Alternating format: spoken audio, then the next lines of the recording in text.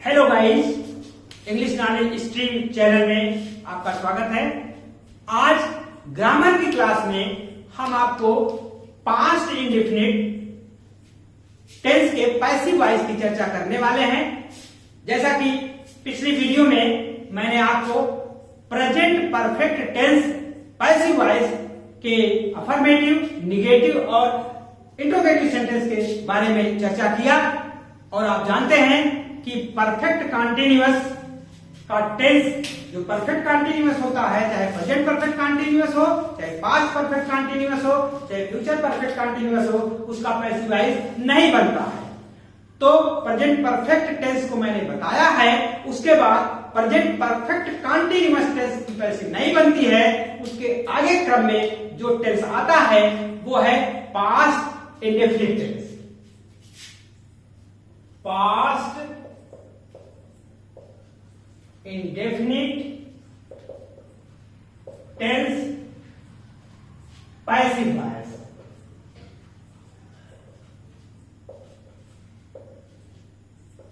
अब इसके हम अफर्मेटिव सेंटेंस की चर्चा करते हैं। अफर्मेटिव सेंटेंस, इसका सबसे पहले हम स्ट्रक्चर जान लेते हैं, रूल जान लेते हैं कि क्या इसका स्ट्रक्चर होगा पैसिव वॉइस में। तो इसका जो रूल और स्ट्रक्चर है वो है, सबसे पहले हम कर्म लिखेंगे जिसको ऑब्जेक्ट कहते हैं अंग्रेजी में। फिर हम उसके बाद वाज या वर। आप ध्यान दीजिए, वाज कहां लगता है, वर कहां लगता है, आप अच्छी तरह से जानते हैं एक्टिव वॉइस में, और उसी हिसाब से आप यहां इस्तेमाल करेंगे। फिर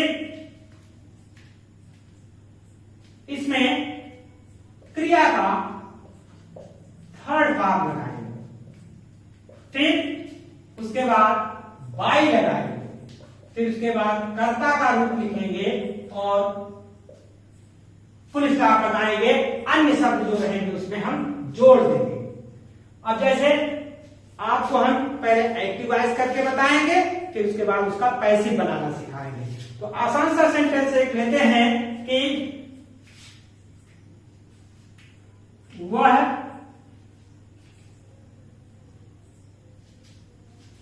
अपने पिताजी को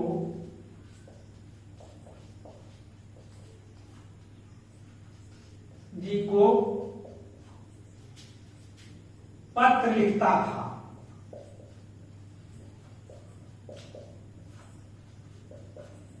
वह अपने पिताजी को पत्र लिखता था। अब यहां ध्यान दीजिए, यहां सबसे पहले जब एक्टिव करेंगे तो आप जानते हैं कि क्रिया का सेकंड फॉर्म इस्तेमाल होगा। टेंस में यही के एक ऐसा टेंस है जहां पास्ट इंडेफिनिट के एक्टिव वॉइस में क्रिया का सेकंड फॉर्म लगता है। तो ही, अब लिखना पत्र लिखता था, wrote. He wrote letter to his father.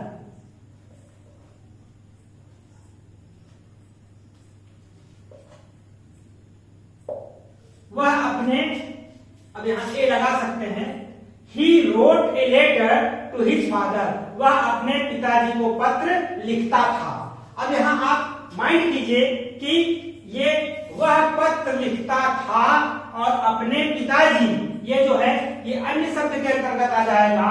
तो हम यहां पर अन्य शब्द भी लिख सकते हैं,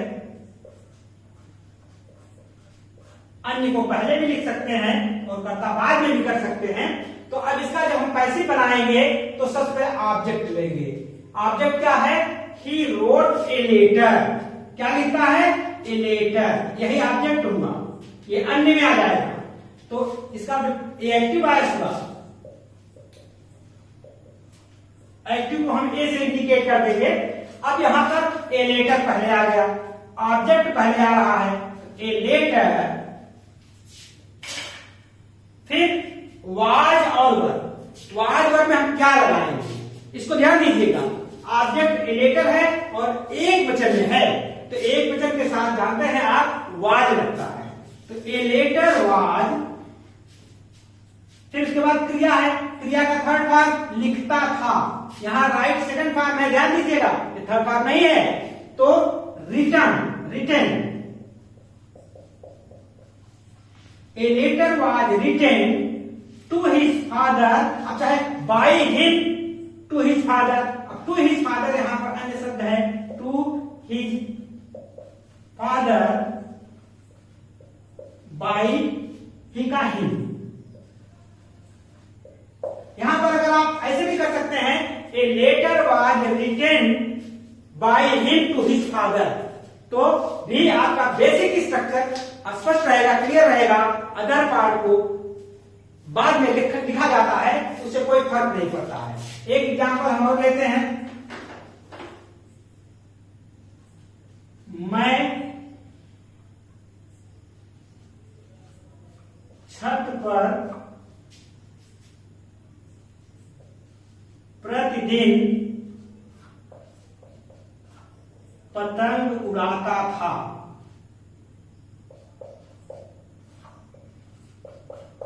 यहां पर देखिए, मैं छत पर प्रतिदिन पतंग उड़ाता था। अब यहां आई, पहले एक्टिव करेंगे हम, आई, उसके बाद अब यहां उड़ाना की अंग्रेजी फ्लाई, फ्लाई का सेकेंड फॉर्म लगेगा यहां पर, ध्यान दीजिएगा। I flew kite on my roof, on my roof daily। ध्यान दीजिए, I flew kite on my roof daily।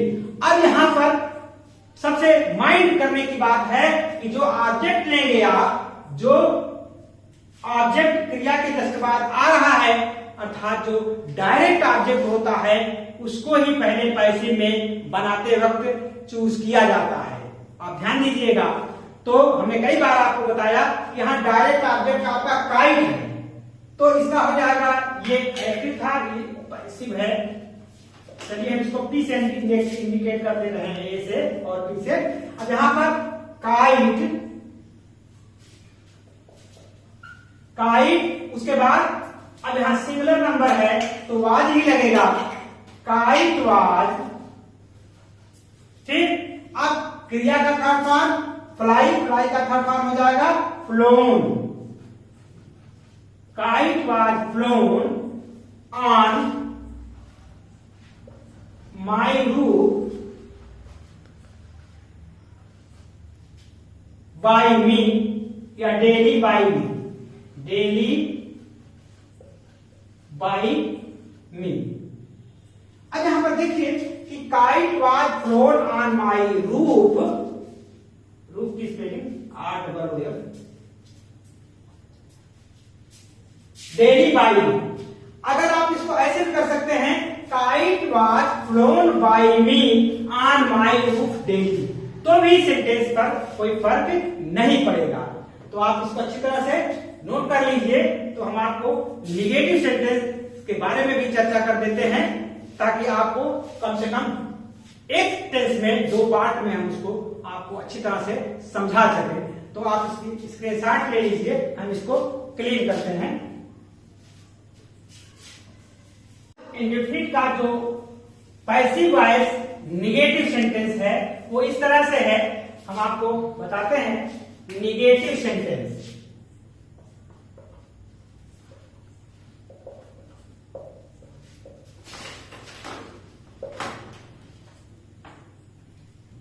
ये पैसिव वॉइस में आप जब देखेंगे निगेटिव का रूप जो होगा, तो इसमें आप जानते हैं निगेटिव में नॉट और नेवर दोनों का प्रयोग होता है। जैसे इसका रूल हम लिख देते हैं, सबसे पहले लिखेंगे कर्म लिखेंगे, फिर वाज ऑब्लिक वर, फिर नॉट, फिर क्रिया का थर्ड फॉर्म आएगा, फिर बाई, फिर कर्ता का रूप आएगा तो अन्य शब्द आगे जुड़ जाएंगे। तो सबसे पहले जैसे वह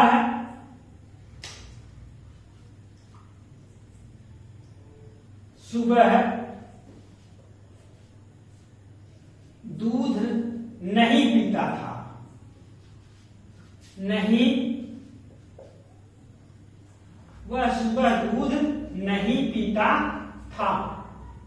तो आप पहले इसका एक्टिव वॉइस करेंगे तो आप जानते हैं डिड नॉट का प्रयोग होता है, तो ही डिड नॉट ड्रिंक या take drink milk in the morning.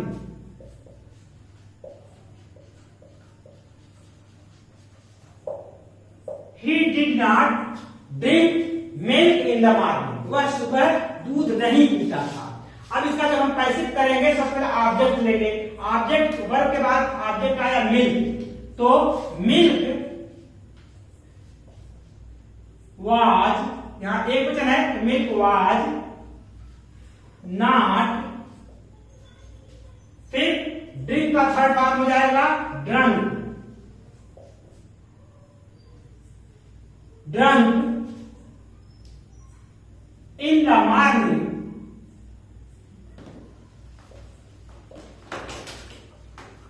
Bye he का हिम। ध्यान दीजिए, milk was not drunk in the morning by him. तो इस तरह से अगर देखा जाए तो हम देखते हैं कि इसमें नेगेटिव का भाव झलक रहा है और उसके लिए हमने यहां डिड नॉट लगाया एक्टिव में और पैसिव में वाज नॉट हो गया। ये एक्टिव है और ये पैसिव है। एक और एग्जांपल लेते हैं, वह झूठ कभी नहीं बोलती थी, वह झूठ कभी नहीं बोलती थी। आप यहां ध्यान दीजिए, ये नाट है और इसके अगर कभी नहीं आ जाता है तो वहां पर हम नेवर का भी प्रयोग कर लेते हैं। तो अब यहां पर हम देखते हैं इसका जब एक्टिव वॉइस करते हैं तो आप जानते हैं जब पास्ट इंडेफिनिट में एक्टिव वॉइस करते हैं तो अगर नेवर आ जाता है, डिड नॉट का प्रयोग नहीं वहां होता है तो क्रिया की सेकेंड फॉर्म यूज की जाती है। अब ध्यान दीजिए, जैसे सी, अब यहां नहीं नहीं है, कभी नहीं है, तो सी नेवर। अब यहां सेकेंड फॉर्म हो जाएगा, टेल का हो जाएगा टोल्ड, सी नेवर टोल्ड ए लाई, वह झूठ कभी नहीं बोलती थी। ये हमारा एक्टिव वॉइस हुआ। अब जब हम पैसिव वॉइस बनाएंगे तो ये ऑब्जेक्ट हो जाएगा ए लाई, ए लाई सिंगुलर हो गया, वाज नॉट, अब नॉट नहीं है, नेवर है, a lie was never told by her, ये आपका पैसिव हो गया। A lie was never told by her. तो आपने देखा कि यहां अगर नेवर का प्रयोग हुआ है एक्टिव वॉइस में तो सेकंड फॉर्म टेल का टोल्ड हो गया है, बट अगर डिड नॉट का प्रयोग होगा वहां कभी नहीं होगा, तो वहां एक्टिव वॉइस में हमेशा जो क्रिया यूज होगी वो फर्स्ट फॉर्म की यूज होगी। आप इसको ध्यान दीजिएगा।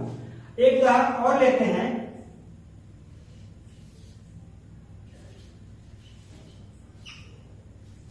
वह मुझे हिंदी नहीं पढ़ाते थे, वह मुझे हिंदी नहीं पढ़ाते थे। अब यहां देखिए, ही एक्टिव वॉइस करेंगे, ही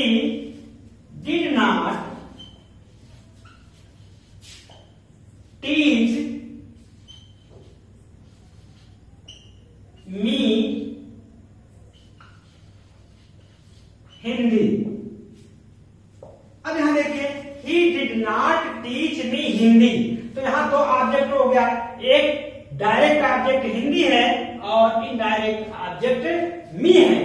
तो चाहे आप मी से करें चाहे हिंदी से करें, तो आप करेंगे।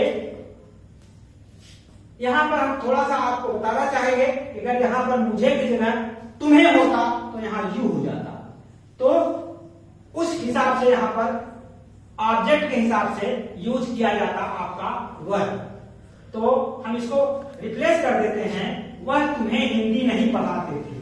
तो आपका थोड़ा सा कुछ कंसेप्ट और क्लियर हो जाएगा। तो he did not teach you Hindi,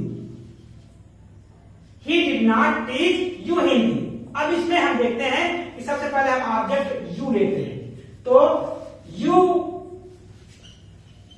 जब यू लिख दिए तो उसके बाद आप वर का प्रयोग करेंगे। यू वर नॉट, अब टीच का थर्ड फॉर्म हो जाएगा, you were not taught Hindi by him.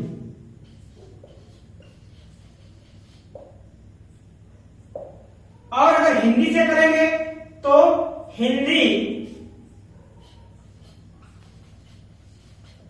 Was हो जाएगा, क्योंकि हिंदी एक वचन है। हिंदी वाज नॉट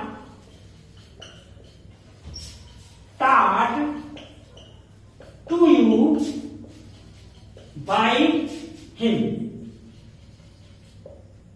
तो यहां पर ये एक्टिव है और ये दोनों पैसिव है। एक डायरेक्ट ऑब्जेक्ट का प्रयोग करके पैसिव बनाया गया और एक इनडायरेक्ट ऑब्जेक्ट का यूज करके पैसिव बनाया गया। You were not taught Hindi by him, ये हुआ, और Hindi was not taught to you by him, ये पैसिव हुआ। तो ये दो तरीके से पैसिव बन गया। नेबर का प्रयोग आए तो इस तरह से करिएगा, एक्टिव से पैसिव। इस तरह से आपको हमने आज इस टेंस में अफर्मेटिव सेंटेंस और निगेटिव सेंटेंस की चर्चा किया। नेक्स्ट पार्ट में हम आपको इंट्रोगेटिव सेंटेंस के बारे में विस्तार से बताएंगे। आप लोग बने रहिए इंग्लिश नॉलेज स्ट्रीम चैनल के साथ, देखते रहिए। अगर नए हैं तो सब्सक्राइब कर लीजिए, लाइक करिए, शेयर करिए, आपको निश्चित रूप से लाभ मिलेगा। मैं आपको कई बार बता चुका हूं कि मैं वीडियो सीक्वेंस में बना रहा हूं। जो बिगिनर्स हैं उनके लिए ये अभी चल रहा है, बाद में हम इसमें जो बारीक जानकारियां होंगी उसके लिए अलग से वीडियो हम बनाया करेंगे।